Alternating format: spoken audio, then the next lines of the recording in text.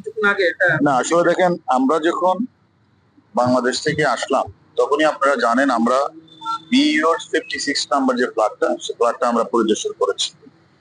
পরিদর্শন করেই কিন্তু আমরা আমরা সিআইডি পুলিশকে আমরা রিকোয়েস্ট করেছিলাম যে এই এই এই বিল্ডিং এর কারা প্লাম্বারের কাজ করে এবং কারাই বিল্ডিং এর কাজটা করেছে, কারণ আমাদের একটু এখানকার সোয়ারেজ লাইন এবং সেফটি একটু দেখার দরকার আছে।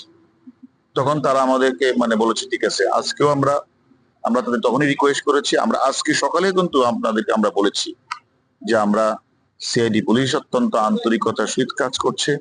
যে যে জায়গাগুলিতে আমরা অপরাধীর কাছে তথ্য প্রমাণ পেয়েছি, যে সকল অপরাধী মূল ঘাতক আমাদের কাছে আছে বাংলাদেশে, সে আমাদের যে তথ্যগুলো সেই তথ্য অনুসারে আমরা এখানে এসে সিআইডি গুলিকে সব জায়গায় আমরা পরিদর্শন করেছি এবং আমরা সেখানে এগুলি পিওগুলি ভিজিট করেছি। যে মূল পিও যেটা, সেখানে আমরা আজকে তাদেরকে রিকোয়েস্ট করার পরে তারা কিন্তু সেখানে সেফটি ট্যাঙ্কি সোয়ারেজ লাইনে তারা প্লাস করে সেফটি ট্যাঙ্কি থেকে তারা সেখান থেকে বেশ কিছু মাংসের টুকরা তারা কিন্তু উদ্ধার করেছে। এবং সাথে সাথে এই মাংসের টুকরাগুলি কিন্তু ফরেন্সিকের জন্য কিন্তু রাখা আছে এবং ফরেন্সিক করা হবে, পাশাপাশি ডিএনএ টেস্ট করা হবে, তারপরে বলা যাবে এটা আমাদের বাংলাদেশের মাননীয় সংসদ সদস্যের কিনা। তখনই আমরা অলরেডি আমাদের মাননীয় সংসদ সদস্যের মেয়ে ডরিন আমাকে রিং দিয়েছিল, তাকে আমি বলেছি যে সম্ভব হলে তুমি আসো। সে হয়তো অত অল্প কয়েকদিনের মধ্যেই সে চলে আসবে।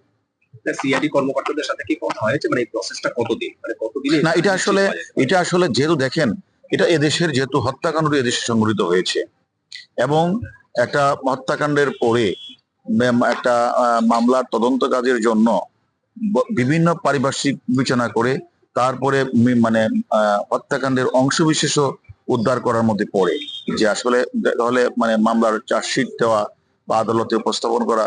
আমি আপনাদের যেদিন প্রথমে সেই এয়ারপোর্টে নেমেছিলাম সেদিনই কিন্তু আমি বলেছিলাম যে আপনাদের আপনারা মনে আছে কিনা, যে আমরা আমরা আমাদের যে মূল ঘাতক আমাদের কাছে অনেক কিছু বলেছে, সেই মোতাবেক আমরা বিভিন্ন জায়গাগুলি যাব এবং একটা মামলা তদন্ত করতে গেলে পারিপার্শ্বিক সাক্ষ্য যেমন দরকার, তেমনি একটা শরীরের পুরা অংশ না হলেও খণ্ডিত কিছু অংশ উদ্ধারের প্রয়োজন হয়ে পড়ে।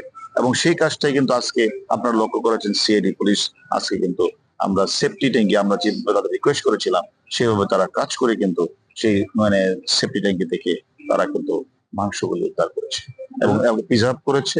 এবং এগুলি আমরা তোমাদের সাথে কথা বলবো, এটা ফরেন্সিক, এখানে অবশ্য ফরেন্সিকটা আগেভাগে হয়ে যায়, বাংলাদেশে একটু দেরি হলো, এই কলকাতা ফরেন্সিক আগেভাগে হয়, তারা ফরেন্সিক করবে। তারপরে মৃত যে আমাদের এমপি আনার সাহেবের তার ভাই আছে, তার মেয়েরা আছে, তাদেরকে ইচ্ছা করলে করে তারপরে কনফার্ম হওয়া যাবে এটি আসলে এই মাংসতে কার। স্যার, সিআইডি যেটা তথ্য মতে আমরা জানতে পেরেছি, কিছু মাংসের টুকরার সাথে চুলেরও অংশ পাওয়া গেছে। এটা আসলে আমাদের দরকার হলো এক টুকরা মাংস হলেই হয়। আমরা অনেক মাংস অনেক পরিমাণে আছে, অসুবিধা নেই। আগে ফরেন্সিকটা হোক, তারপরে ডিএনএ টেস্টটা হোক, তারপরে আমরা আপনাদের কাছে পুরোপুরি বলতে পারবো যে অ্যাকচুয়ালি কার দেহের এখন মাংস। আগামীকাল থেকে তো অফিসিয়াল ভাবে কাজকর্ম হবে আপনাদের। আগামীকাল থেকে খালের যে উদ্ধার এগুলো কি চলতে থাকবে? হ্যাঁ, ওটা তো চলবে, ওটা চলবে। কেন আমি তো সকালে বলেছি আপনাদেরকে যে মালয়েশিয়ান একটা এয়ারলাইন্সের 227 জন যাত্রী মারা গেলেন, 11-12 জন ক্রু মারা গেলেন। সেখানে ওই ভারত মহাসাগরে আপনারা দেখেছেন প্রায় 3 বছর যাবত 46,000 বর্গ কিলোমিটার এলাকা তারা সার্চ করছে। আর এখন মাত্র কয়েকটা দিন হলো। আমি সকালে বলেছি নিরাশ হবেন না, নিরাশ তো হন নাই।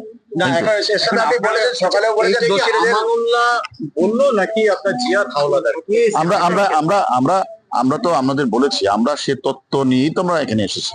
সকল তাদের দেওয়া তথ্য মতে আমরা ক্রস এক্সামিন করেছি।